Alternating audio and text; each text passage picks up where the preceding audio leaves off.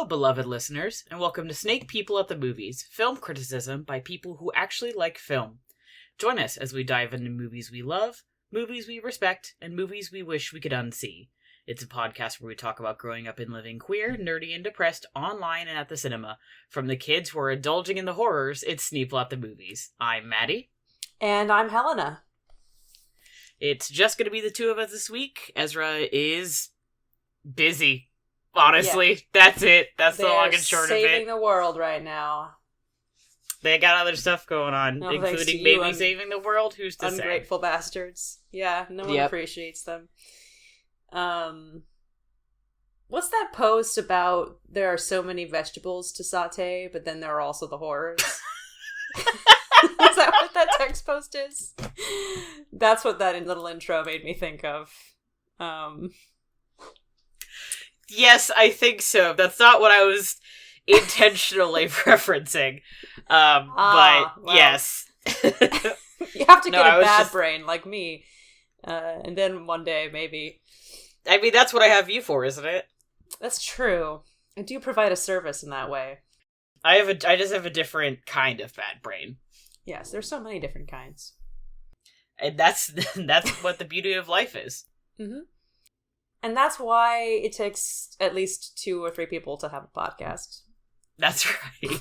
I guess you could have a podcast by yourself, and people do, and then they have guests and stuff. But and they're really professional and nice and cool and whatever, and it's like, yay! And then there's us chuckle fucks, and then there's us.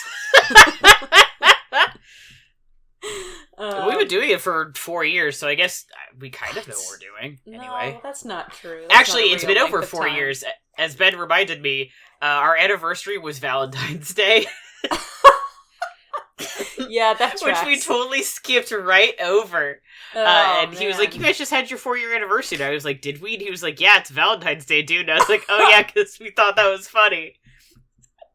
You're welcome, greeting card industry, for your service. Promoting your holiday. We should have... We made those Valentine's Day cards. Should have just made one that was like, Happy Valentine's Day, we're your Valentine. Because that's our fucking anniversary. It's the anniversary. I'm never going to forget that now. Yeah. Well, you say that. Yeah, that's true. Anyway. Notoriously, there are many things that I don't remember. Letting the days go by. Let the water hold me down. Once in a lifetime. On that note, anyway, that's a pretty good segue into what we've sneeped. Sure. Okay. Well, one of the things I saw was the Once in a Lifetime music video more than once. Hell yeah. If that counts.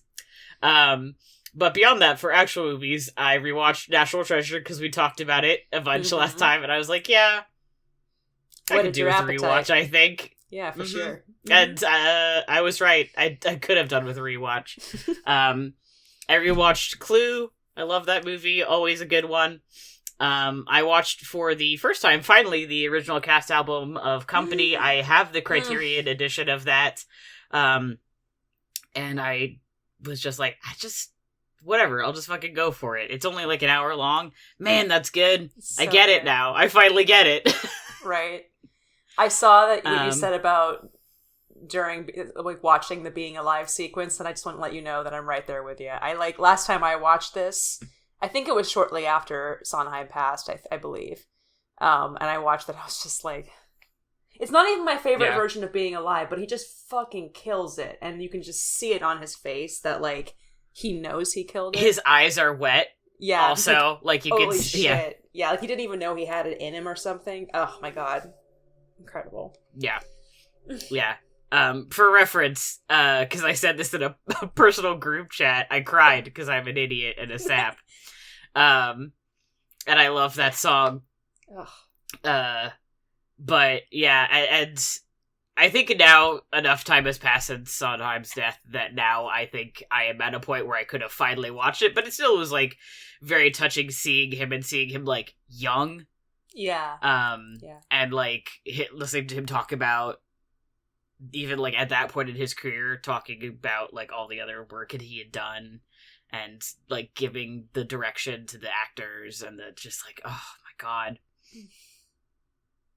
Yeah. What a guy. What a piece of work. Yeah.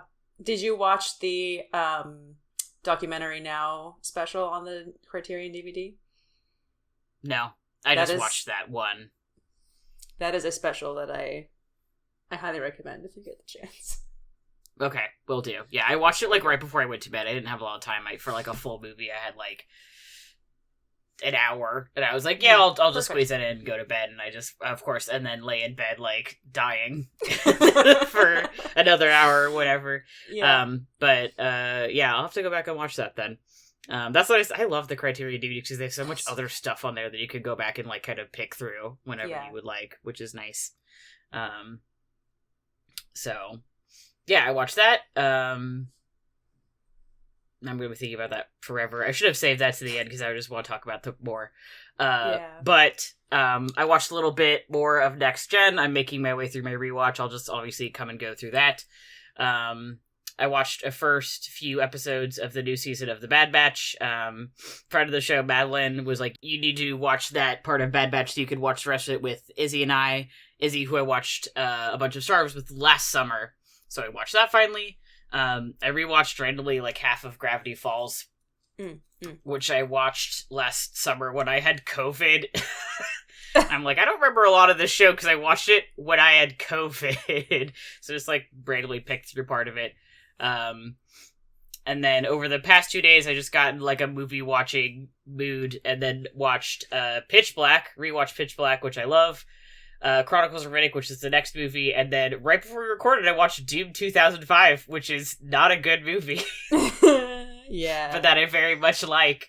So it was quite a mix of like really good movies, really fun movies, and then just some like real trash. Perfect.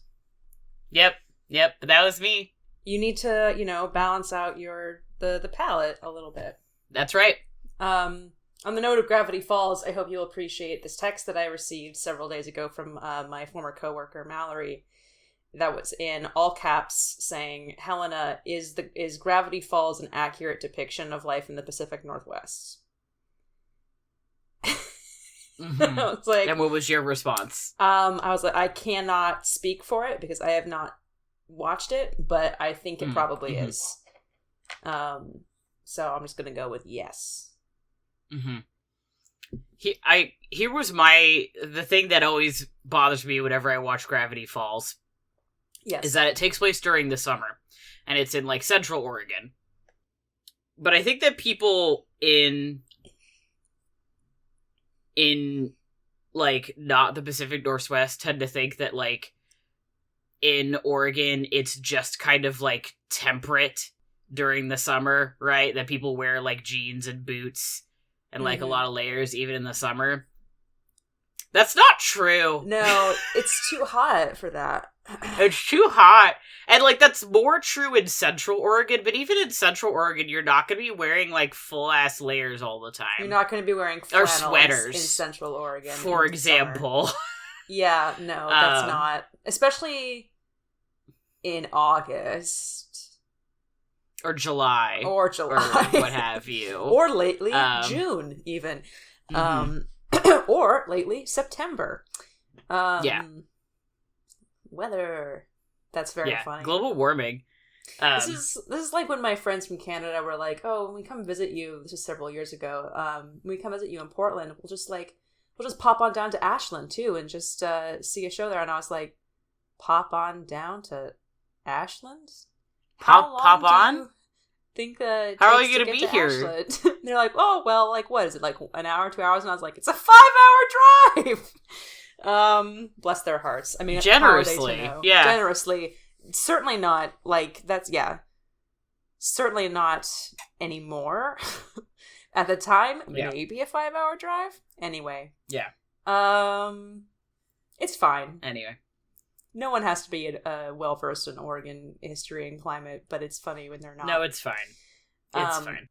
Well, what did I watch? I have also been watching TNG and Deep Space Nine as always. I have also watched the first episode, but not the second episode that came out last night of Star Trek Picard, which continues to be just question mark. Is it good? I don't know. It doesn't matter. They're bringing the gang back together, as they say, and so far, Old Man Riker is back.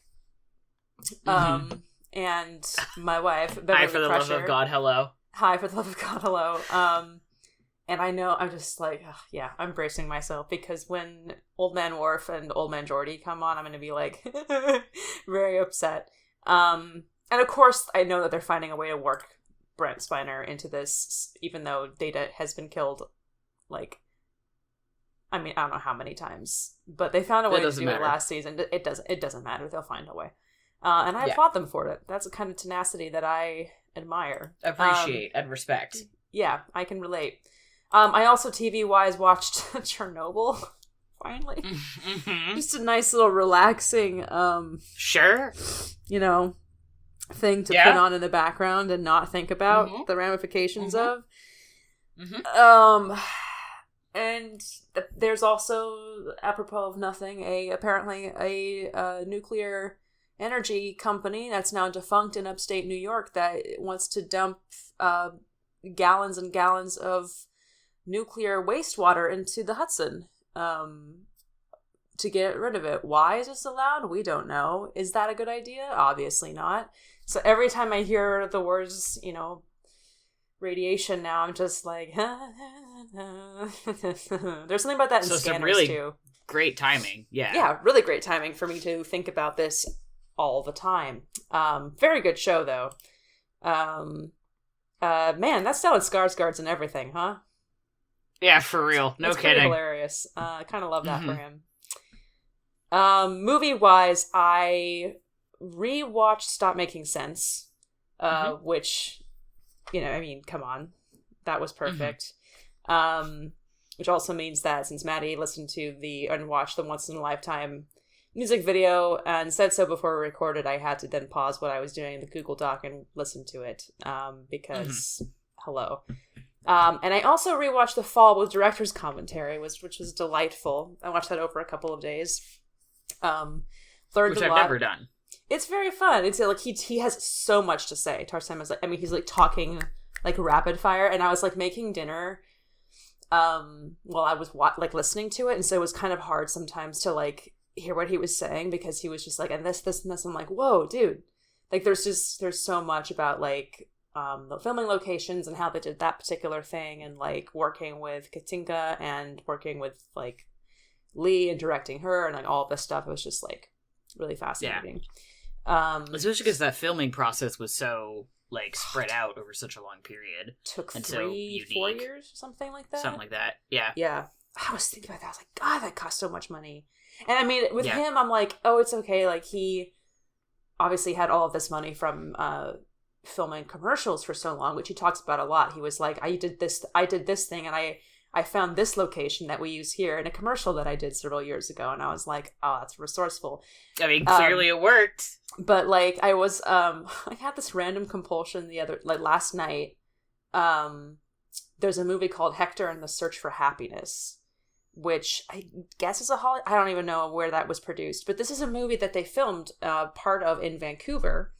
And I know this because they filmed one scene, or maybe two that I wasn't a part of, but one big scene in a lecture hall on UBC campus. And they got a bunch of students to be extras for free, basically, including myself. And there's this big scene, like this little, not big scene, a little scene at the end where Christopher Plummer is giving this lecture about something. I don't know. I literally like rented this movie on Hoopla. I suddenly, like, how many years after this movie came out, like got the compulsion to watch it to see if I could see myself in this big scene. I couldn't, so it wasn't worth it. But I was like flipping through it, and I was like just like kind of like fast forwarding through this movie, and I was like, they've went to so many. Also, a movie that Stellan Skarsgård is in, by the way. He was like on the plane, and I was like, what is the deal? But they looked like they went to a lot of different places to film, and I was like, you spent how much money on this? For what? Like, for why? What? Yeah. It was very strange, and a movie that already had like a stacked cast where you're already having to pay them a lot of money. I was like, God, no wonder they wanted to not pay the extras. It's interesting to watch movies sometimes and watch either, like, effects or locations and think, like, man, how much do you think they paid to, like, make that particular thing happen? Yeah. It's like there was a sequence where he meets, God, why am I blanking on his name? Simon Pegg, meets Stellan Skarsgård on the plane. Simon Pegg is the star of this movie. This is where I met Simon Pegg and Toni Collette, because they're in this scene with Christopher Plummer, and they were like... Wild. Yeah, okay. This was the whole thing. I was like, oh my god, I'm in the same room with Christopher Plummer and these guys. They were very sweet. Other guys or whatever. Toni Collette sure. was very sweet and like very giggly and happy to be there.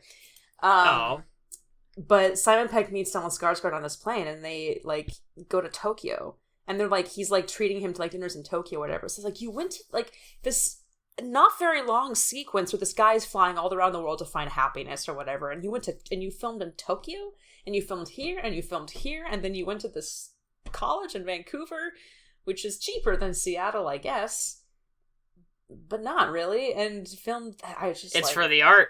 Very baffling. Anyway, long tangent, but anyway, good for Tarzan. I also rewatched... so he was like, about The Fall. anyway, I love The Fall, great movie. Rewatched Pirates of the Caribbean, Dead Man's Chest, which was a good time. A lot of stuff happening in that one. One little sequence that does not really need to be there. Pretty baffling that it's there, but a lot of it that's like little seems generous, cool. But yeah, I mean, it's like it's weird because that's kind of like what I remember from the movie. Because I was like, even as a kid, I was like, why is this 15 minutes here? long. Like 15 or 20 minutes long, isn't it? Or is Probably that just like 20, how long it feels? That's probably just how long it feels. And it's okay. like interspersed with stuff that's like, that could be fun. Like the stuff with them in the cage and they're rolling up to get there. But it's like the stuff with the cannibals on the island where they're like, he's our god. It's like, doesn't feel like it's necessary for so many reasons. It's just... And like that back. Trope is obviously so bad for so many reasons. Every time it happens. Yeah. It's bad every time. It's bad every time. It's just particularly bad. When I was looking up when I rewatched that movie last April. So not even a year ago. I remember sitting there being like, this one just keeps going, doesn't it? Yeah, they're really... Like forever, maybe. Mm-hmm. It doesn't. They go to a different island and more stuff happens there, which is like good. And then there's that cool sword fight where it's all three of them, and they're on that cool wagon wheel. But the mill wheel, yes, mill wheel. The mill wheel. Thank you. It's fantastic. It's like a great sword fight, and I wish that there had been more of that. Like the guy with the hermit crab head, who's like his head turns into a hermit crab and he walks away, and Stellan Skarsgård again. As Will's dad. The man's got an active career! Bored to play a dad, because he has so many sons. Who are we to judge a man with a good career? He's great in it. And Bill Nighy's great in it, too. Jack Davenport, very sexy. Tom Hollander, very great. But yeah. I forgot he was in it. Really thought you were going to say Tom Holland for a second. So did I. Horrible fear. I was very confused. Tom Holland actually plays Will. No, he plays Davy Jones. He was like 5 years old. Yeah. That's why they had to put all that octopus CGI on his face, because they're like, we can't let people know that he's 5 years old. That he's a child. That he's a literal child. A baby. Great voice work for a 5-year-old, though. Really, really rather incredible. Yeah, pretty impressive. They grabbed a 5-year-old so they wouldn't have to pay him. So it's actually, there's a voice actor and they've put the octopus stuff on. So it's really just a body double. Mm-hmm. Anyway, that's not anything that anyone needs to look up and confirm. No. For the ones that I watched for the first time, I went to go see Knock at the Cabin. What'd you think? I liked it. You know, I'm prone to be very defensive of M. Night Shyamalan these days because people are so mean to him. I think I am too. I very much wanted to see it, so I was interested in your opinion. I liked it. I think it was good. There was a couple of like, you know, as usual with I think his stuff, I think there's a couple of plot things, especially towards the end, where I was like, not sure that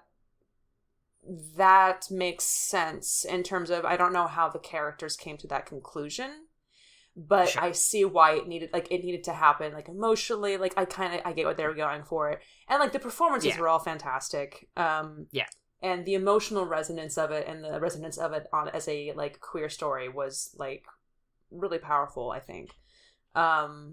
Rupert Grint, you will always be famous. Great stuff. Mm-hmm. I was like, just like king. Every time he was on screen, I was just like, it's so good to see you, my old friend. Yeah. Bestie. Yeah, worth seeing. I also watched The Lair of the White Worm. Mm-hmm. Which I know I already watched From Beyond. Which Z has talked about a couple times, has said, like, I want to see that, right? Yeah, it's some crazy shit. If I hadn't seen From Beyond earlier this month, I would say that Lair of the White Worm is the horniest movie I saw this month.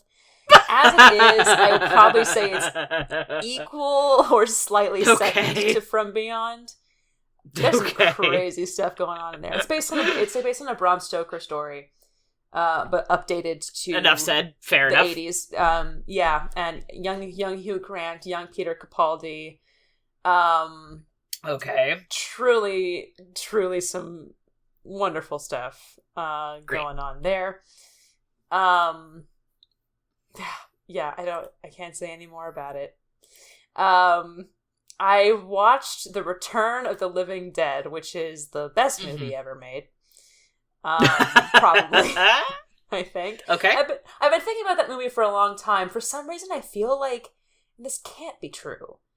But, like, either I was shown a clip of it in science class when I was in middle school, or the poster is just something that a teacher had in middle school and I remember. And I think the second one is poster. True. That must be it, right? I think the second one is true. Nudity in this film, and someone would have gotten. There's no way it is the first one. So yeah, I remember seeing parts of The Mummy in a science class in middle school. Me as well. Yes, but it not very funny. That. Yeah, specifically, I think we might have had the same teacher who showed it was that. Not like for a science class though, it was for something else, but it was just in like, the science classroom. But now that you say that, I have now that you say that, I have a memory of that poster too, I think. Yeah, it's a great poster. It's very iconic. Yeah. I think I've been like, it's really stuck with me and I've always wanted to watch it.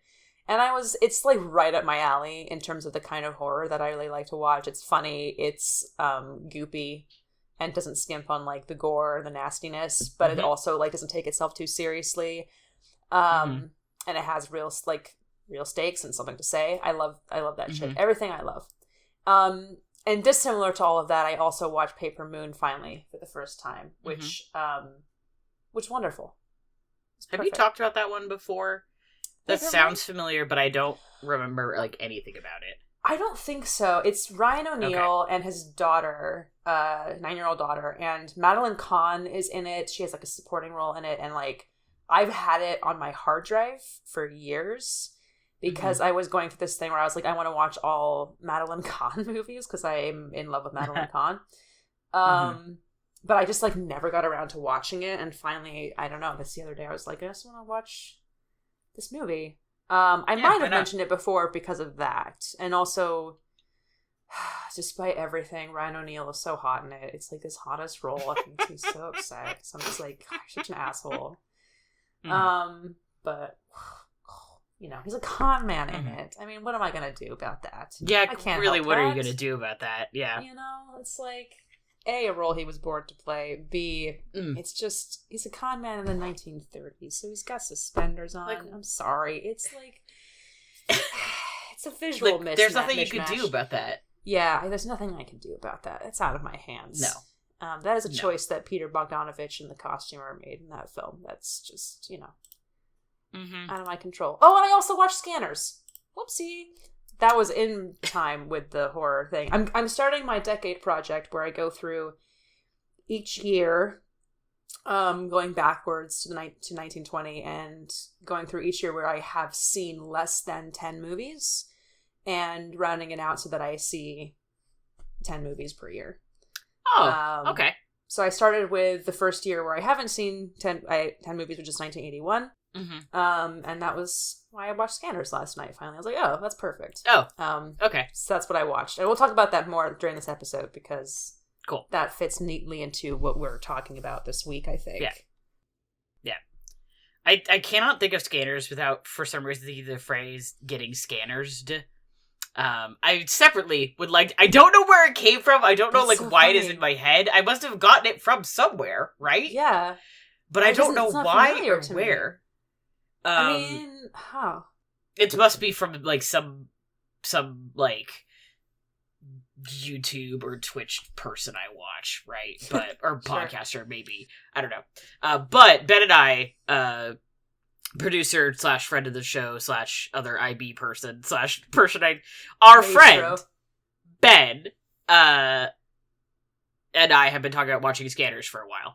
So I'm excited to talk about that one because I'm excited to watch it. I'll try not to get too deep into the weeds about it so that some stuff is still a surprise. Okay. But I liked it. It was fun. Cool. Yeah. Yeah. Yeah. It seems like something I will like. Yeah. It's enjoyable. So I guess what we're talking about this week is kind of, what would you say? It's kind of a free-for-all a little bit. But yeah, I think genre. It's a free-for-all with horror as kind of the umbrella scope, but I don't know, because we both watched a decent amount of that. With me, that was what I watched, especially the past couple of days. But we watched a lot of different kinds. It seems like we watched a lot of goopy horror recently. I love goopy horror. Gore horror. I love gory, goopy horror. My God, there's just something about it that is... I understand why it is not for everybody, right? I understand why people do not like it. Absolutely. As someone who used to not like it, I've said this on the show, I used to very much not like horror. There's something about it that is I can't explain why now, but I'm just it's satisfying? It's very satisfying. It's like a catharsis. I was thinking of this, I don't know, I was thinking of this movie, Demons. The other day, somebody, I hate to say it like this, but somebody posted a gift set on Tumblr that I had to reblog, and I was like, this is a gift set of demons! I never see that anywhere. Oh, I saw that, actually! That looked so gross, I want to see that! Yeah, dude. That movie looks nasty. It is nasty. And I've heard the sequel is even nastier. Demons is a really great movie. Again, the kind of horror movie that I love because it's directed by an Italian guy, so everybody is dubbed horribly dubbed. And everyone's horny, and it's the 80s, so they all are dressed outrageously. Their hair is fantastic. And they are trapped they are in a movie theater. You bring in an ensemble of characters. This is why I love Return of the Living Dead, too. Is that they bring in an ensemble of characters, and then they trap them in one specific place, and then they're trapped in a movie theater, watching a movie, and then something happens, and the movie kind of comes to life. Great. Not literally, but what's happening in the movie starts happening in the movie theater. Starts happening to them. And they can't get out, so everything, the action is completely happening in the theater, except for the cokeheads who are driving along in a subplot to this movie, which are why is this related? Until they get roped into the shenanigans, and that's when it becomes really special. So Return of the Living Dead is very similar to that, where it's you have these really stupid characters, and then these punks, and then they're working in a fucking medical supplies company, and there's morticians, and once you combine all of those elements and trap them in just one or two locations, things start to get really delicious. I just love that. And I just Return of the Living Dead has delightful. Yeah, it has what apparently fans call Tarman. I don't think he's ever named in the movie, but he's a guy who's so goopy that they just call him Tarman. Tarman. Obviously. He's my best friend, Tarman. Sure. He does something awful to my other best friend, though, this punk who I think is called, I can't remember what he's called, but he's a real punk. And I'm oh, he's gonna die. That's so sad. Anyway, yeah, I really love goopy horror. I live for that shit. Can I talk to you about Doom 2005 featuring The Rock and Carl Urban? Talk my ear off about this movie. Great. I know. So this is I know absolutely nothing about it. Please continue. Wonderful. So it's based on the video game, obviously. It has nothing to do with the goddamn video game, which I think makes it perfect. No expectation. No need. It's a bunch of... It takes place in, 2046 or something. We can travel to Mars. Great. Sure. There's a bunch of Marines. Obviously, they're about to go on vacation, and then suddenly their boss, played by The Rock, is like, we have to go to Mars because there's something going on. Like, they've had to quarantine. There's people dying. Obviously. You have to go there. People start dying, whatever. Carl Urban is there. His sister is one of the the Mars archaeologists. They're twins. She's played by Rosamund Pike. I don't know why they're twins, but that doesn't matter. Here's the important shit. Okay. It is gory as fuck. Oh, good. I have the unrated version. The unrated version, surprisingly, really not that much more gory than the normal version. There's maybe only one or two more scenes that make it gorier. We can't put a rating on this. Yeah, it is there are arms flying, there are heads coming off. Oh, it is incredible. It is indescribable, and the aliens are that kind of wet, dripping blood, and inexplicably moist kind of alien. Love it.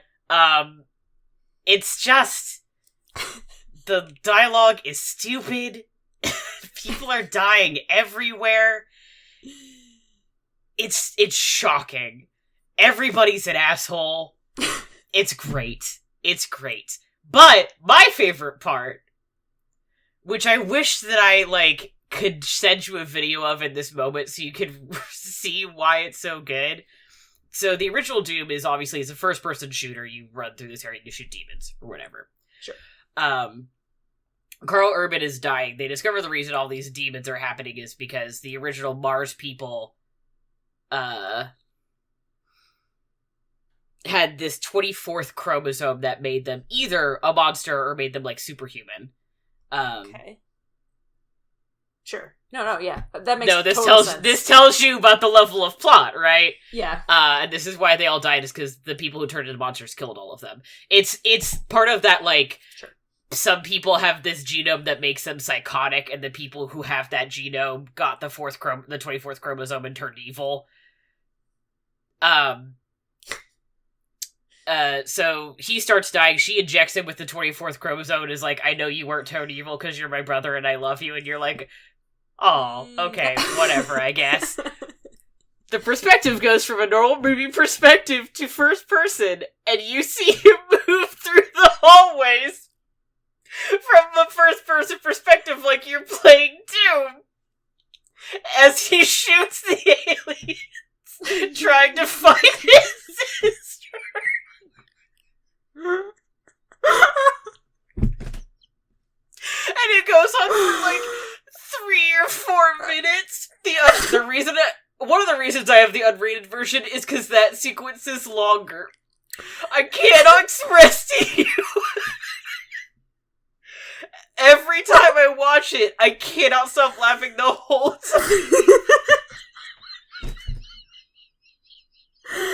I can't even imagine this.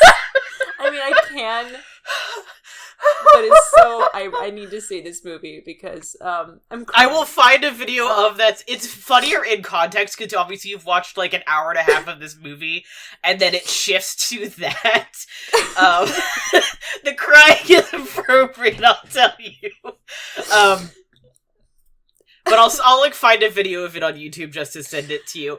At one point, to go back to the gore factor, at one point, in the first person, he, like, throws a grenade, one of the monsters jumps on it, and fucking explodes into, like, blood and gore and viscera. It's incredible. Delicious. It's one of those things where, like, can I recommend this movie? No. One of the guys is, like, a horrible, like, transphobic, says some of these things where it's like, oh my god, this 2005, and you could not have said these things in 2005. Yeah, maybe. It's some of these, like, whew. Yeah. And also, I love this movie. It's fucking incredible. Oh my god. That's just like, that's an incredible stylistic choice. There's nothing like it. That's why it's like, this had to have been a Doom movie, because if it wasn't based on a video game, that wouldn't make any sense. But it's like not a good adaptation of the video game Doom, so also doesn't make any sense. It's like, it's so stupid. It's like, this movie has like 2 stars on Letterboxd, and it deserves neither of those 2 stars. I mean, I just love gory, shitty. Like, there's just something about them that's so special. There's nothing like them. I don't know how we move on from this. I don't think that. I think I should have saved this for last. I'm sorry. We really covered the most important thing in the world. I can move on to a good gory movie if that will help. That may ease the transition a little bit. I also am crying a little bit because I keep imagining. Hold on, wait. These people being in the movie theater seeing this movie. And just being like, this is pretty bad, but I'm having a good time. And then all of a sudden, it just switches to a first person. Imagine seeing Doom in a movie theater. Christ. Could not be me. These are the people. Here we go. Just typed Doom movie into YouTube, and first person scene was the first thing that showed up. Absolutely. Thank you. 5.5 minutes. Yeah, baby. That would feel like an eternity. Can I just tell you that? I don't have a very good... I have some kind of attention deficit thing where I have a really hard time telling how much time something is taking. If I were sitting in a movie theater seeing that scene, I imagine 5 minutes would feel like longer. A lifetime, much yeah. Longer. Speaking of letting the days go by. Letting the days go fucking by. I'm gonna send it to you in our personal DMs because there's some eye stuff, and I don't want Z to accidentally just like click into it and be like, "Oh God, my eyes," or somebody else's eyes in this case. Oh my God, I can't get over that. Oh, so excited! Gonna cue that up right on my phone, baby. Gonna save that for a little midnight watching tonight. Great, okay. Delightful.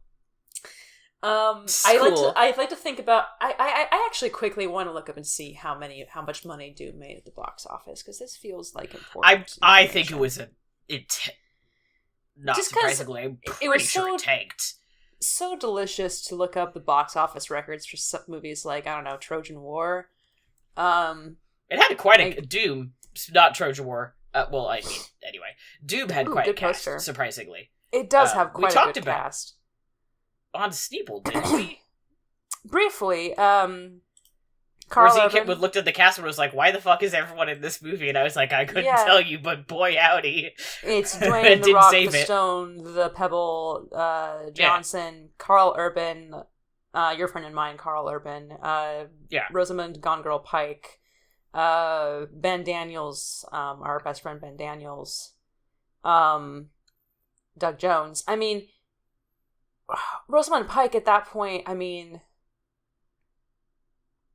I don't know. She had not been 2005. I mean, that's the same year that she did Pride and Prejudice, but she was. This is like, I mean, like pre-Gone Girl, but she was still a known quantity. Carl Urban obviously this is post Lord of the Rings for him.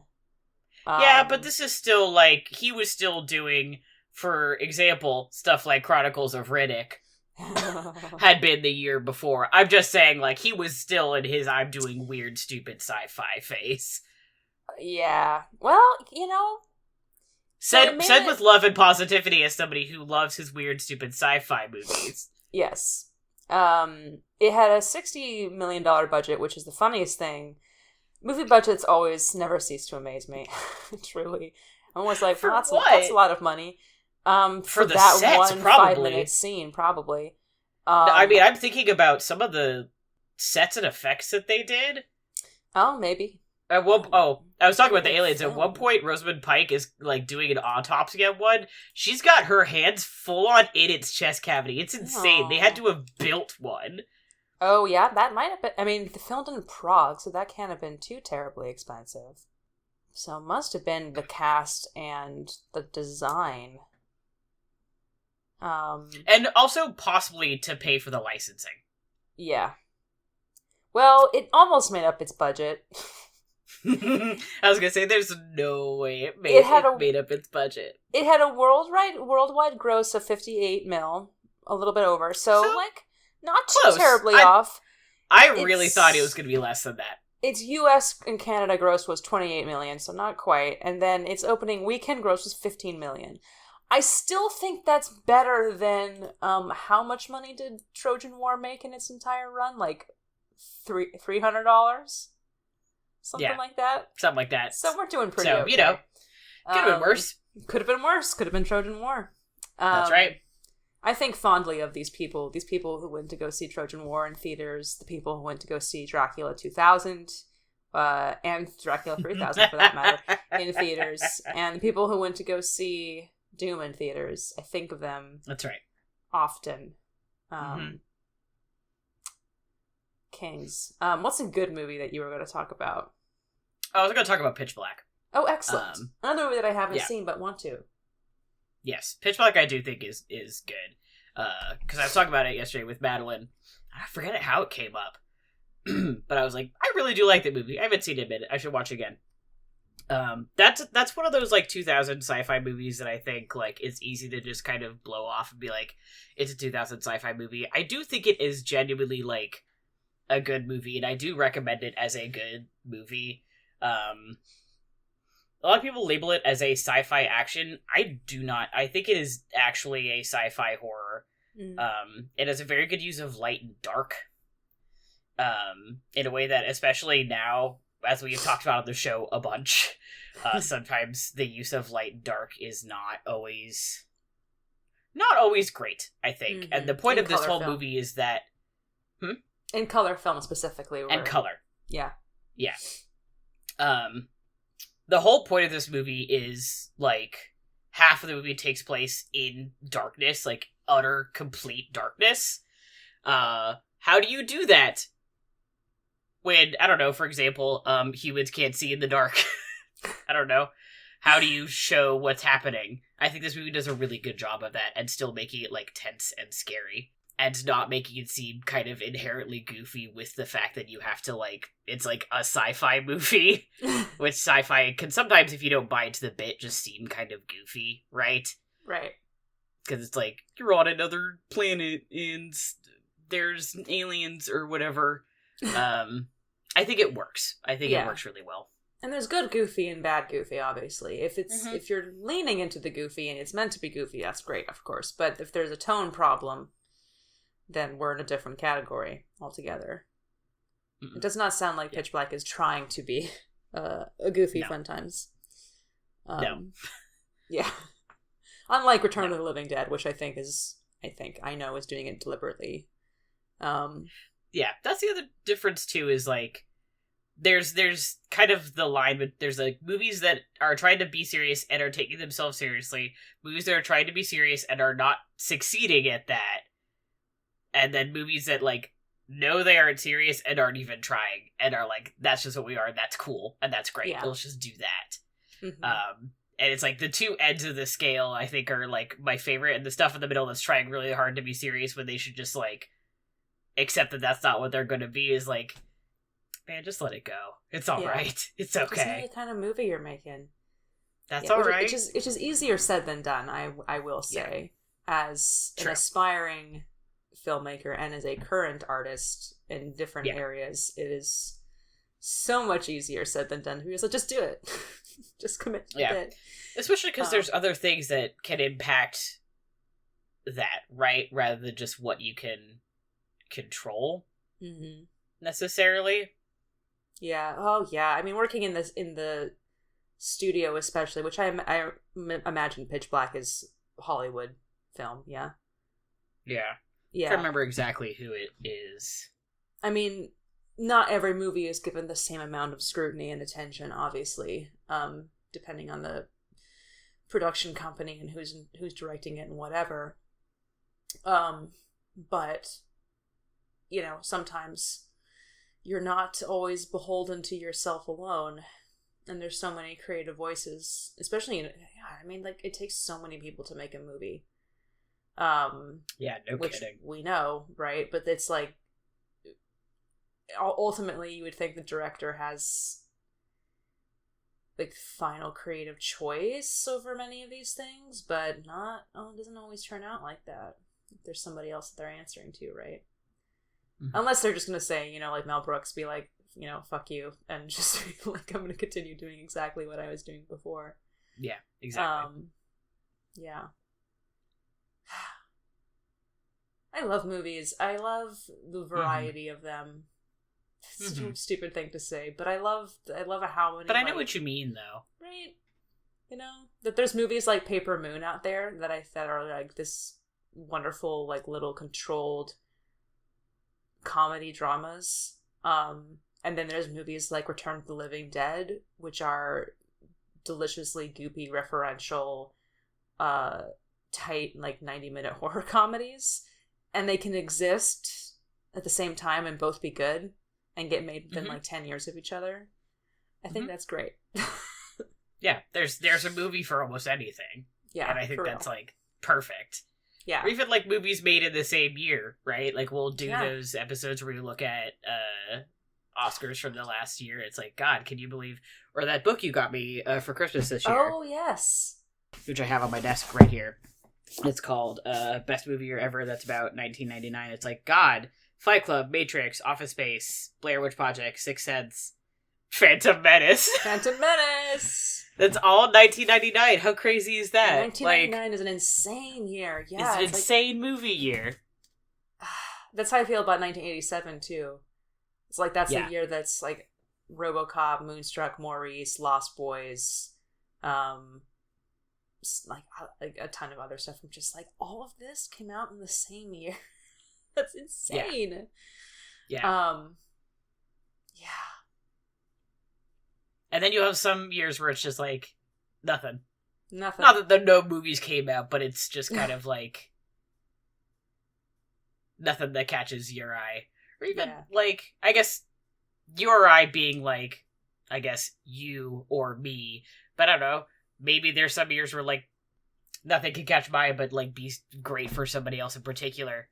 Yeah. Maybe there's nothing in 1999 that caught somebody else's eye. I don't know.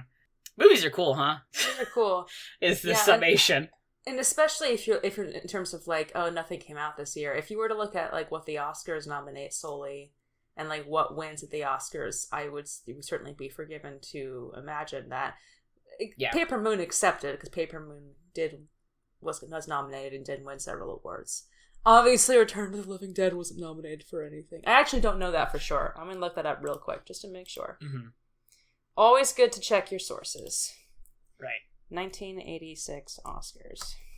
I'm not going to look at Pitch Black. There's no way that Pitch Black was nominated for anything. Wouldn't it be great, though? 58th Academy Awards. Oh, lordy, lordy, lordy. Lordy, lordy, lordy. Okay, well, that's the year that Out of Africa won Best Picture, which LOL, LOL, LOL, LOL, LOL. I mean, because of the Spider-Woman was also nominated. Sidney Pollack won Best Director for Out of Africa, which is crazy because he's nominated in the same category as Akira Kurosawa for Ran, which is bananas. William Hurt is the Spider-Woman. Geraldine Page, Trip to Bountiful. These are the acting awards. Best Supporting Actor, Don Ameche for Cocoon. Jellica Houston. Surprisingly, I'm not seeing any Return of the Living Dead on here. Hang on. We'll get there. We'll get there. No? Best original score, sound effects, editing, best original song, best sound, best art direction. Well, I'm sorry to say that I was proven correct, and Return of the Living Dead was not nominated for any Oscars. 0, in fact. Big old goose egg. Sad, but not shocking. Sad, but not shocking. It's always funny to see, like, which of these movies to, like, Back to the Future has a nomination here for Best Original Screenplay. And that's kind of the only nomination it has here, which is... No, Best Sound Effects Editing. It won for that. And Best Original Song. Okay. And Best Sound. Okay, now we're getting somewhere. Technical awards, as usual. I was going to say, like, that's all? Because, like, when I think of... I'm not saying it's the best movie from that year, but when I think of, like, movies that had a big cultural imprint, and I weigh Back to the Future against Out of Africa, like, not that biggest cultural imprint means best movie necessarily. But no, but Back to the Future is better. Isn't that true for when we've looked at the Oscars before?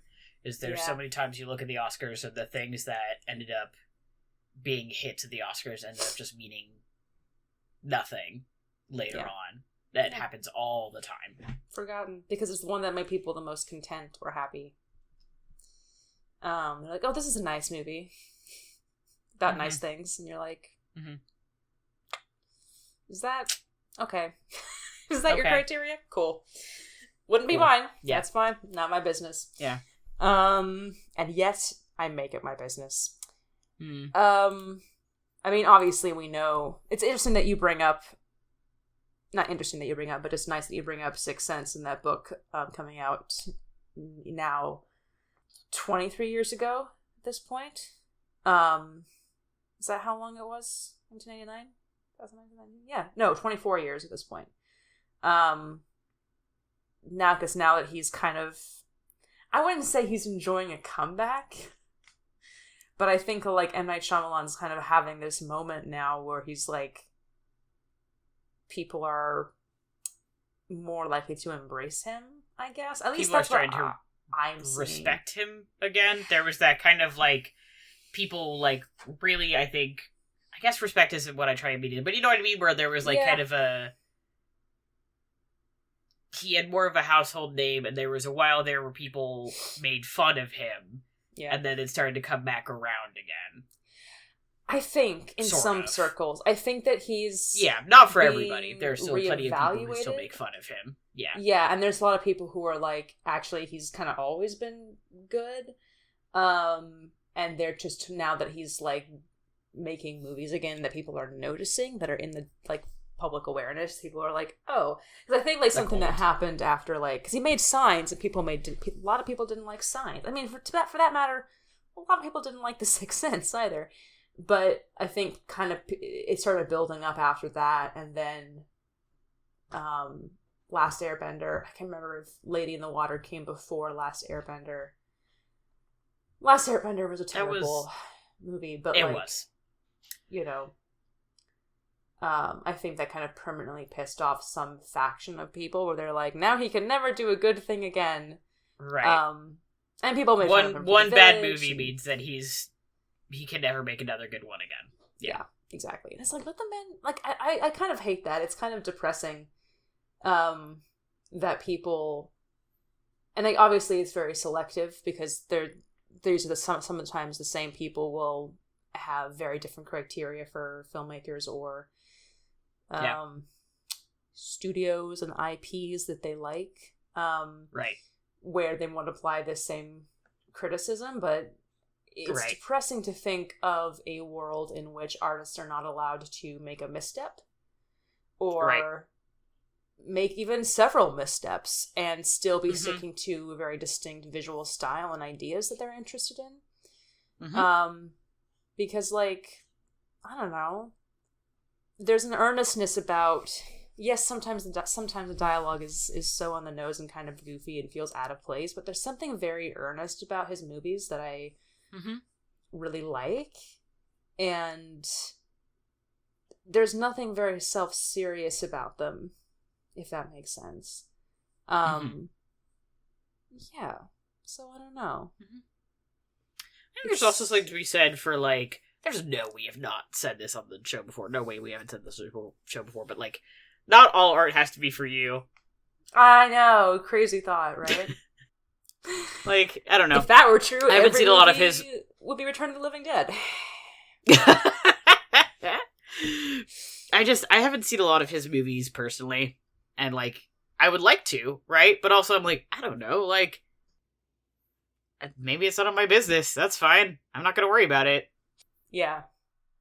I mean, the cultural, that his reputation is certainly still part of the conversation. I went to see Knock at the Cabin at the Alamo, and as I talked about before, they like to do little relevant clips and such things before the showing, and one of the things that they show before the movie was the Robot Chicken and Night Shyamalan sketch, where he's just going, it's a twist repeatedly throughout the entire thing, and aliens like kidnap him and stuff, and it's funny but very particular of like a late 2000s. I love Robot Chicken, but very particular of a late 2000s humor, where it's like, wow, that was really something. That's a very we, like, specific M. Night Shyamalan joke that we were making at that time. Yeah. We were all so mad at having paid money for Last Airbender tickets that we lashed out. Yeah. Such a bad movie. It was a very bad movie. You remember me defending that one? I don't right remember after we saw it. That. Oh, I was defending specifically the special effects. Oh, I was not defending the pop, but I was defending the special effects. That looks pretty cool. Yeah. I haven't seen it since then. I do not remember anything else about that movie, but I do remember some of the special effects were cool. I just remember the terrible, terrible shock of hearing them pronounce Ong or something unexpectedly, and it was like, oh, that's going to be interesting. Not that that's necessarily the wrong choice. Fuck it. I mean, I'm in a different place in my life right now where, like, I don't know, I'm not a teenager anymore, so that's crucial. And that's really done a lot of great stuff for my mental health as well as my it's crazy what that'll do for you, for sure. Faculties. It's pretty nuts. Highly recommend getting older. 10 out of 10 for sure. Yeah, definitely highly recommend. 5 stars on Yelp. But I feel like my opinions about adaptations are very different now, and I'm of the mind, this is not why Last Airbender is bad necessarily. There are other things that are wrong with it. Some of which I'm not 100% sure were entirely within M. Night Shyamalan's control. I'd have to, like, do some reading on that to see. It's highly possible that they weren't in his control, because it was a live action adaptation of a semi-well-known, significant existing property. But I don't think that adaptations are under any obligation to be faithful to their source material. Whoops. I don't. And that's a personal As someone who was choice. just saying a lot of stuff about the Doom movie, I don't think I have any place to say anything. I mean, if you make different decisions, I feel like they have to be motivated by something, right? You can't just randomly... I mean, you can. Certainly some person did randomly switch to a first-person perspective in a movie which previously contained no first-person perspectives, like you are, dare I say it, playing the video game Doom. Like, that doesn't seem like good filmmaking. But, maybe it was motivated by something, I don't know, something mysterious. Right, there has to be the funniest fucking movie of all time. Like, this is gonna be really fun. This is really gonna fuck with them. Let's just do it. That was probably the motivating factor behind it. I don't know. But, like, they obviously... I mean, you don't have to tell me what your reasoning is. I think, like, usually if it's motivated by a stylistic or creative choice that makes sense within the story, the audience will be able to tell. People who are paying attention will be able to, like, oh, that's different, but I see why you did it. If they're generous. But I think people are not inclined to be generous with adaptations so often. We're living in a very post I don't know, obviously post-Harry Potter movies world where it's like, under threat of death, you must adapt it in this particular way, or we will write off your movie, which is not a serious threat, and like nobody cares. But it's just a very silly thing to see. It seems. I don't know. The new Last of Us show, which I have not finished the game yet, and I haven't watched the show as such. I have not watched the show. I have not played the game or watched the show either. Based on what I've seen about both things, is the show has actually not been like back to front, like incredibly faithful to the game, but has been enough so, and has been like faithful to the heart of it enough, and like people really, really like that show. Yeah. And I'm wondering if like maybe there is going to be some room there to like start shifting away from like adaptations that, because like one of the things that people are always saying, like, why can't they make a good adaptation of a video game? And this is something Ben and I have talked about on stream before, is like, because it's not a video game. Because you can't make a good adaptation of a video game that's non-interactive. Yeah. It's just not, that's a key point of that piece of media. So if you're going to make an adaptation of a video game, you have to change it in some inherent way so that it still works while not being interactive. And I think that, like, maybe we're getting to the point where we can start doing that and having it. I think that would be neat. I think that would be cool. I think that's, like, important. From what I can tell. And if you don't like that, then go play the video game again. Yeah. No, it's no skin off my nose. From what I know about The Last of Us, which is, again, not much, I feel like that has, like, a pretty rich story going on behind it, which is not obviously the case for all video games, but a lot more, certainly in the past 10, 20 years. Like, I don't know, I feel like it's easier to now, with some of the games that are going on, to make adaptations of them because you have more going on. Right? Does that make sense? Like, I'm thinking about, like, computer games like Myst. Like, it would be really hard to do an adaptation of, I don't know, Myst. Do you know what I mean? That wouldn't feel like, what is the point of this? Maddie is looking something up, and I'm terrified. I want all the listeners to remember that I know absolutely jack shit about video games. And so what I am proposing is coming completely out of my ass.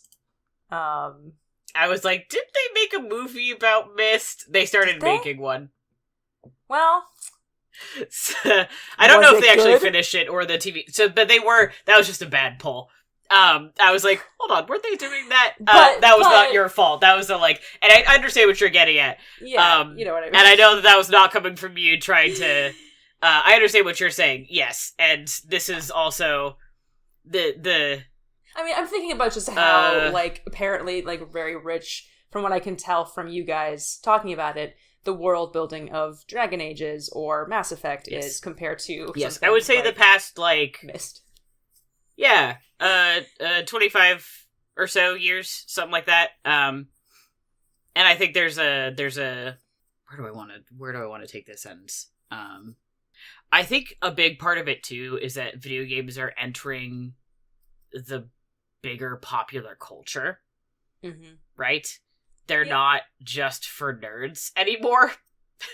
Yeah. I'd agree with that assessment. They're a little bit more accessible than it used to be. And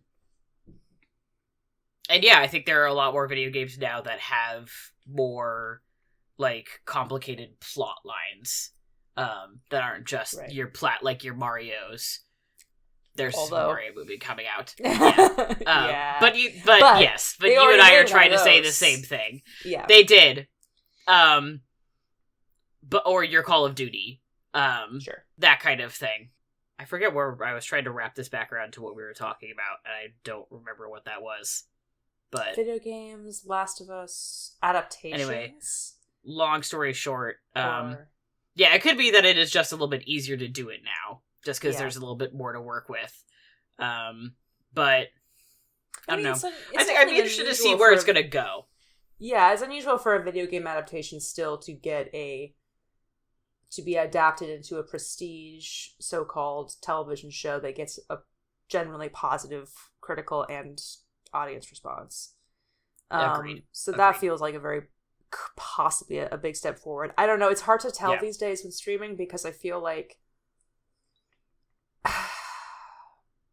I don't know if this is true. This just seems to be my feeling.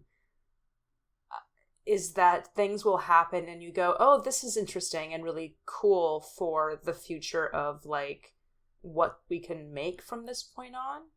And then people, by people I mean people running the streaming services in question, then producers don't pick up on that trend, which is not new. Like that's kind of always been a fatal flaw of many producers in Hollywood for the past several decades. Is learning the wrong lessons from the wrong things. Right. But sometimes I'm like, oh, this seems like it can be really interesting, and then nothing happens. So they just go back to whatever. Yeah. Yeah. So we'll see. If we'll see. Who knows? Yeah. It always seems, I mean, we're so off, quote unquote, off topic, but whatever. It's always interesting what they choose to pick up on. Yeah. Well, they don't. Much like us in our topics. Much like us. I mean, horror story is not really a horror story. Some people seem to think it's a horror story. Succession is now officially ending after season 4, which is the current season. I saw that. Yeah, that's perfect. That's kind of what we've been like thinking. It's going to end after 4th season. Yeah. That was not. I thought it was going to have at least another one, but I don't watch this show, so I thought that was just like a rumor I'd heard, is that there was going to be. 5. I think that most people thought it was going to be 1 or 2 more, but it's like official, so that's exciting. But a lot of people are very sad about that. You know, who knows what the trend of that is going to be? I don't know. HBO is in shambles. Yeah. They're rebooting the Lord of the Rings again. What? Yeah. Warner Brothers wants to make more Lord of the Rings. Well, we're not certain. Warner Brothers wants to make more Lord of the Rings movies. And it's unclear whether this means it's unclear what this means, basically. Set me free. Yeah, they're free just kind me. Of like, we want to see what we can do now, and it's like, are you guys saying you're gonna reboot fucking Lord of the Rings?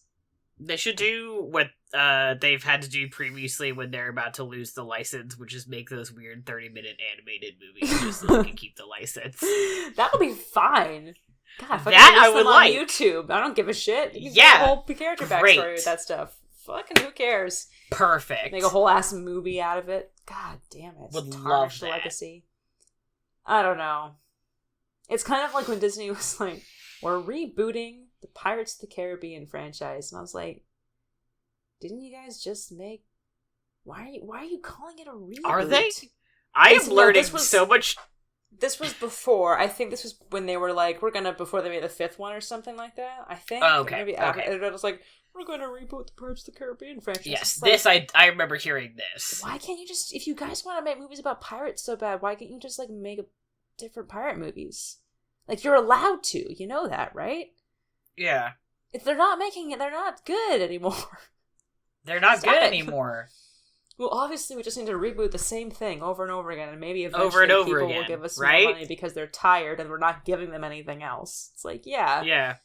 Because we're just keep eating what deprivation is like. millennial nostalgia, and that's how we're gonna feed, right? It's like, no, you have to build new nostalgia if you want that to work, right? That's the have thing. to whatever. Yeah, I don't want to get into it too much. I should talk about scanners today too eventually. Today. I would like to hear about scanners, but just thinking, I don't want to go in too deep about Star Trek Picard because I know that Ezra wants to talk about that a little bit too. True. But I was thinking about, I was having a talk with a friend the other day about like what trends are kind of happening right now on television, and they're like the competition shows are really big right now, and I was like, that is true. Also, obviously, for me, the thing I've been noticing, which we've talked about before, is this nostalgia factor, and like every show, it seems, is getting reboots and not remakes, but like, let's revisit this, let's revisit that, and it's all from the 90s mostly, or from the 80s or the 2000s, which is not that far removed. And Star Trek Picard, like, obviously, I'm so happy that they continue to make new Star Trek shows. I will watch them no matter what, because that's the kind of person that I am. And do I think that Star Trek Picard is a very good show? This is not really the question at hand. Does it inspire any kind of nostalgia in me? Also, not really. Because what I'm nostalgic for is Star Trek The Next Generation, which is not the same show as Star Trek Picard. And, like, yes, the characters have a lot to do with that, sure. But this nostalgia is for the thing itself, not the thing itself endlessly repeated in a new way that's like a hollow imitation of the thing that came before. Which is the same thing that's like the Disney live action remakes. It's like, well, aren't you nostalgic for all of these movies? It's like, yes. No. I'm nostalgic for those movies. When I watch them, I experience nostalgia. That's fine. I'm happy to experience it when I watch those movies. I don't experience that when I watch terrible live action interpretations of those movies, because those movies are not the thing that I'm nostalgic for. They fail to capture the specific experience of watching a movie that already means something to me. Agreed. So it's such a strange interpretation of the kind of emotion that we should be appealing to in people. Like, I don't know, I think about Stranger Things and like how it seems. I mean, I'm not caught up, obviously, which we all know. None of us are. None of us are. None of us being the Sneeple, yes. Yeah, but it's like, again, it doesn't tickle any nostalgia for me I mean, I wasn't alive in the 80s. Because none of us were alive in the 80s. I missed that by a hair. Just by a hair. But even as somebody... Sorry. No, I do like watching movies that were made in the 80s. And television, for that matter, too. I think it's a really interesting decade artistically, especially in America, because a lot of interesting stuff was happening. And I know that, at the same time, I always have to contrast that with what was happening in the country politically, which you take any decade out of the century and that's something awful is happening. I don't want to suggest that any decade is worse than the other, but there's something so potently political, like, and it's because it means something to me because it is so close to when I was born, but not quite, that always feels very active to me when I'm watching anything from the 80s. And so I'm not nostalgic for the 80s, partly because I wasn't born, and partly because that's not the experience that I get from, like, enjoying watching a movie that was made then. Do you know what I mean? I'm kind of phrasing this badly, but it's like, I enjoy watching stuff that was made then and being like, oh, this is such an 80s movie. I love this stuff. I love the music. I love the style. But I don't want any of that to be recreated somehow in some 2020s version of that. Because that's not really the point of the thing when it was made. Anyway, this is a long-winded discussion, but it's just been weighing on me clearly. Yeah, I don't understand the idea of recreating a different era in a modern context. It feels cheap. Yeah. It feels cheap. Specifically with Stranger Things, a part of it is the recreation of early era D&D, right? Yeah. And not to sound like an asshole, but I grew up playing Advanced Dungeons and Dragons. Yeah, you did. So I did grow up playing, like, D&D, not first edition, but, like, classic Dungeons & Dragons. That is something that is nostalgic for me, is playing that, like, really math heavy, that paper and pencil, nast shit. I don't watch Stranger Things and think, yay, D&D. You know what makes me think, yay, D&D? Playing tabletop with my friends, which I do multiple times a week. Yep. I don't know. I also, like, any piece of media that is like, hello, fellow teen, would you like to engage in this media and feel like you're part of the crew by engaging in this piece of media that we are handing you? I'm like, fuck you. Yeah. Fuck off! There's that picture that was going around again, God, I'm sorry, on Tumblr, of, like, this, like, bin of iPods of various styles that was just, like, yeah, I saw it the other day. Dumped and thrown on the ground. That picture... That makes me feel nostalgia. So much more nostalgia than anything that has been trying to appeal to that I have seen in the past several years. That specific because feeling, it's, like holistic. It's, like... Yeah, it was tangible. Yeah, genuine. It's like, here's an actual picture taken at the time that's just like, hey, do you remember this? Rather than something that somebody has created unnaturally to try and forcefully invoke a feeling in you to get something out of you. Yeah.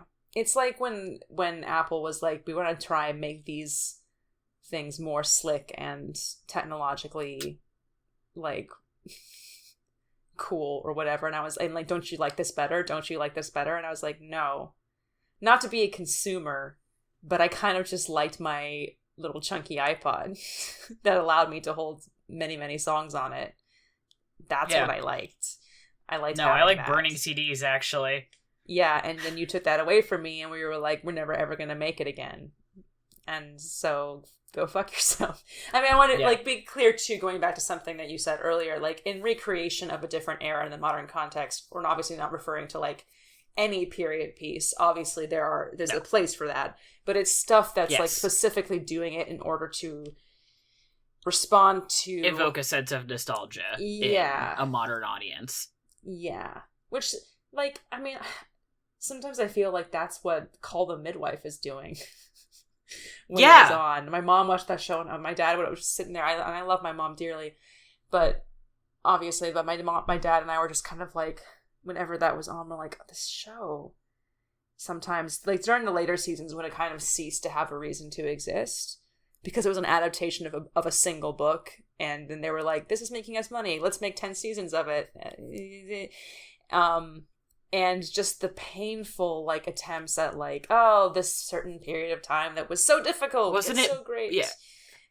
Wasn't it better then?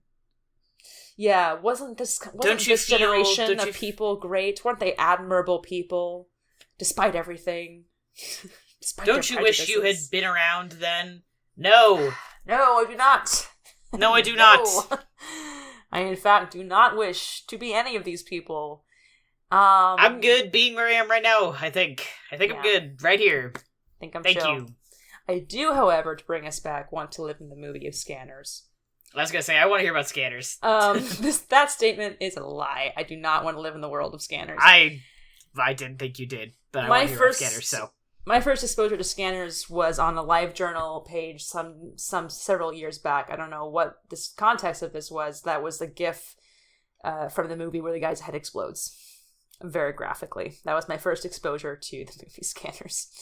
That scene came very early on, so I was very excited. I've seen a YouTube video of this, I think. Scanners is a really interesting movie. It still feels to me like early Cronenberg, even though he was only like 5 years away from The Fly, I think. 1986 is when The Fly came out. And it's really, really interesting as just somebody who likes Cronenberg a lot to see like how far he like will go in a very comparatively brief short period of time. Because there's still some aspects of it that are kind of stilted and awkward. The visual effects are really impressive. Given what I know about, like, he was obviously not working with a huge budget, and like a lot of guys working around that time, it was very innovative and a lot of really interesting things that he was doing. The lead performance. Poor man playing the main character. And I'm not saying any new information here. He's really bad. And that's fine. We can't all be good. But it was one of those Sometimes good performances. It really is just like that. It's just like that. We were just like, wow, there really is a difference between good screen acting and bad screen acting, huh? And it's really a shame because he's a really interesting looking guy. He's kind of handsome, and he's got a really intense face. He's like really beautiful, like big green eyes, his huge head. You know, he's just like, he's like there. And if only he could act, it would be so special. But he's got those beautiful green eyes, and just nothing's going on. Nothing's going on. And then he opens his mouth, and you're just like, oh boy, wow. Nothing, huh? Just nothing? I mean, you've only got so much budget. That's fascinating. Yeah, it was really interesting. There are a couple of guys like that, but he was like the main guy. I was like, wow. Sometimes you just gotta take what you can get. This is your lead, huh, David? God bless. He must be a really nice guy. I'm sure he is. I don't want to like rag on him too much, but there are some other performances in the movie that are very good. Like Michael Ironside is doing some very delicious hammy stuff in it. And the final sort of visual effects sequence, which is kind of the biggest visual effects moment in the movie, is really cool. You know, a lot of the same preoccupations that Cronenberg has throughout his career. Obviously so very much filmed in Canada, which is great. I do love. I mean, weird pervert movies. Canadian government gives some money for. It is the province of Canadian perverts, Ontario. I do kind of love that story about Roberto Benigni, who I don't know if this was post winning his Oscar for Life is Beautiful or before that, but like famously was like, I don't want to go to the Toronto International Film Festival because I'm afraid of Toronto, because he had seen David Cronenberg films and he thought that's just what Toronto was really like. Toronto was like? Yeah. He was like, Toronto, no thank you, that's not the place for me. Can you prove? I was like, can you you're prove Italian! It's not? Are you kidding me? You're afraid of Toronto? No. Very, very funny. Yeah, I think it's interesting. I think it's definitely worth a watch. Yeah, I'm just thinking about that. Like that period of time is so interesting to me. This the 70s, 80s period of like watching all of these new artistic voices come up and really seeing like now starting to track in a way that I think like you couldn't really before. I don't know. That's not really true. I was just thinking about like directors, like why there was such a boom of horror movies, you know, in the 1960s and 1970s, 1980s, and obviously there are many factors that contributed to that. And we've talked a little bit about this before, but kind of having the not total collapse, but semi-collapse of that studio system, and then also like the Hays Code being removed, and seeing so many like independent filmmakers coming up in the 1970s, and like the influence of auteurism and like the American New Wave melding with the French New Wave, and Europeans influencing Americans and vice versa, and what have you. Just you like starting to track the development of a particular director's style and like certain projects being made because the director wanted to make them.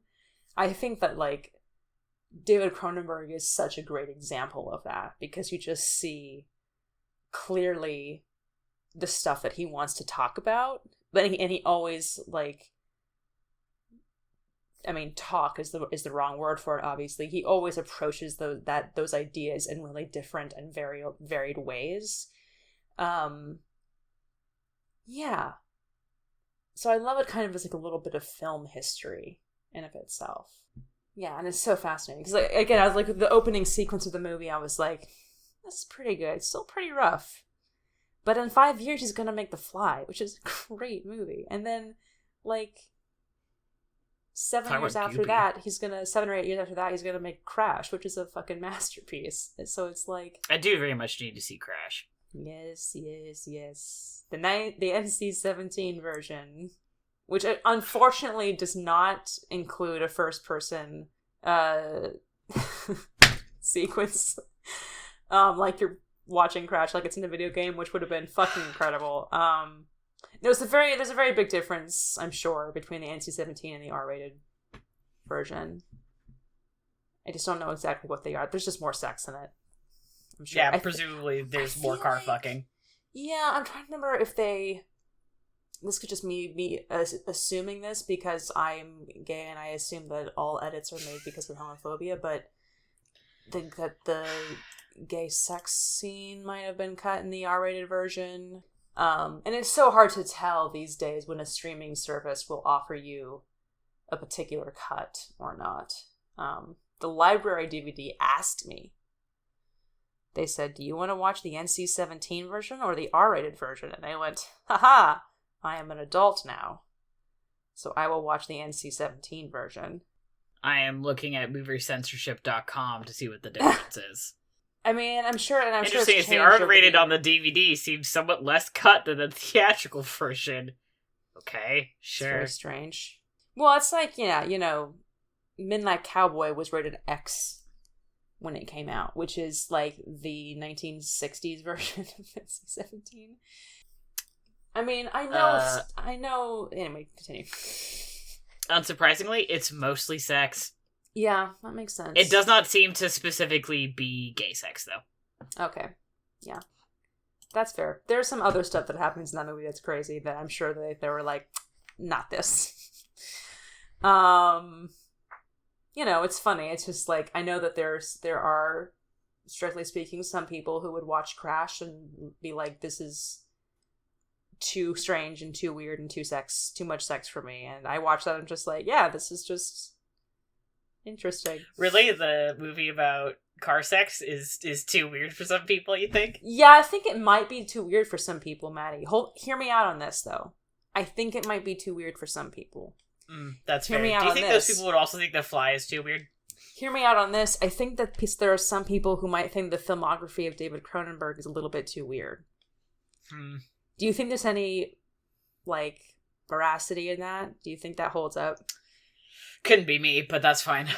Yeah, I mean, it's a thought. I still remember seeing The Fly for the first time, and I think I was watching it with my friend. I must have been watching it with a friend. I did not watch that one by myself, for sure. I should remember if I was watching it with a specific friend, and if I got, any heads up about, anything about that movie. I don't think so. I think it was just kind of like, hey, this movie's kind of weird, and I was like, yeah, alright, and I watched it, and we got to the end, and I was like, hey, that movie was kind of weird. They were like, yeah. And I was like, that kind of rocked, though. And they were like, yeah? And I'm like, yeah, that kind of rocked. So, yeah. And anyway, The Fly kind of rules. The Fly kind of rules. There's people who, watched, I don't know, someone in my life who watched some episodes of Over the Garden Wall with me, and they're like, this is kind of weird. And I was like, this is your threshold? This children's cartoon? Which episodes? The animal episode. With the animals in the school. Schoolhouse Follies, yeah. So, there are some... It's so fascinating to me.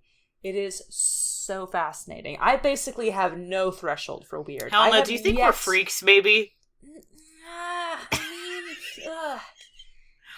Now, I would like to preface this with the idea that I do remember saying at the beginning of this episode, we were like, I like horror that is goopy, I find it satisfying.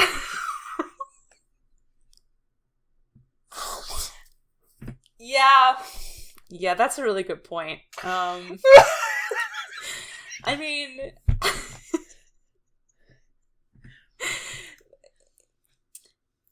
Ezra, I miss you. And what I was about to say too is I have yet to find my threshold for too weird. A movie being weird, and this has always been the case for me, and I remember as a child having to deal with this. A movie being very weird has never been a problem for me, or anything for that matter being weird has never been a problem for me. There has been some stuff where I'm like, this is too awful to think about, human centipede. But I have yet to find my threshold for weird. Yeah, both in a violence track or a subject matter track or just a abstraction children's cartoon track or a sex track. I'm like, I mean, not in real life, but in terms of representing it in media. Media. Yeah, agreed. Yeah. There's certain kinds of violence that I'm like, this is the kind of thing that's just I do not enjoy this personally and I do not want to watch it. But it's not because for the most part, I'm just like, no. Yeah. I just personally find it distasteful. Yeah, no, I'm also realizing that as, maybe we are freaks. Maybe we're freaks. That's okay. Today we learned live on air. That's alright. You know what? There's nothing wrong with that. No, there isn't. In fact, this is an episode made specifically for the freaks. This is a surprise to me because we didn't really know what the episode was going to be about as of, I want to say literally like 3 hours ago. No. But now we know it's about us being Now freaks. we know. It's for the freaks. It's for the Cronenberg lovers out there. And the Return of the Living Dead lovers. It should be all of you. Unless for some reason you can't handle goopiness, which is... And that's okay. Strange, but that's fine. You do you. We still love you. We still love you, maybe. We'll watch it for you. That's all right. Yeah, that's fine. I'll watch all the goopy movies for you. That's right. That's right. I will definitely watch Demons for some of you, because that is a movie where I'm like Return of the Living Dead is, for me, is like funny enough where I'm like, I feel like some people could handle this because it's a comedy. Demons is funny, but there's a lot of stuff in that movie where even when I was watching it, I was like, whoa, that is going to be too much. That's almost too much for me. Yeah. And yet I'm still here, and I will stay here, but there are going to be some people who are not going to be able to handle that, and that's fine. No. Then that's all right. The Italians, man. The Italians. Or horror movies. Anyway. Is Toronto just like that? Who's to say? Who's to say? Well, if it's anything like Toronto, as Roberto Benigni would say. What's the thesis statement here, Maddie, that you can take us out on? I don't know. I don't fucking know. We went to a lot of places. I like movies. I hate when people try and get me to watch the movies because of nostalgia. Nostalgia. I think I'm pronouncing that G too hard. Video games. I like Goop. I like video games. Love Goop. And I think Doom is a good movie. Yeah. Goop. I think Doom is a bad movie that I like. Goop, the actual goopy monsters, not Goop, Gwyneth Paltrow's company. Yes, agreed. No, that is an important clarification. Yeah, Thank you. If anybody wants to take a soundbite out of that, we love goopy monsters. Okay. Goopy monsters. Yes, absolutely. Oh, God. Cool. Robert. And on that note, I think... oh, my God. 2 brain cells. Whew! Thanks for hanging out with us here on Steeple, the movies from the Infinity Break Network. Christ almighty. Okay. Check out infinitybreak.net for more awesome content, and come hit us up on Twitter at people_snake, or shoot us an email at steeplethemovies@gmail.com. Our amazing music was done by Johnny Ronaldo, who you can find at Johnny Ronaldo on Twitter. Our super snazzy logo was designed by Bethany Luthold. You can check her out at bethanyluthold.wixsite.com. If you got a subject you want to hear us talk about, movie you think we absolutely need to see, or want to share a YouTube link to your favorite goopy horror scene, come say hello. Also, if you can, please share a review on iTunes and share the show with any friends you think would enjoy it. Any way you can spread the news helps us so much, and we would really appreciate it. As always, thanks for listening, and we'll see you at the movies. My God, that was hard.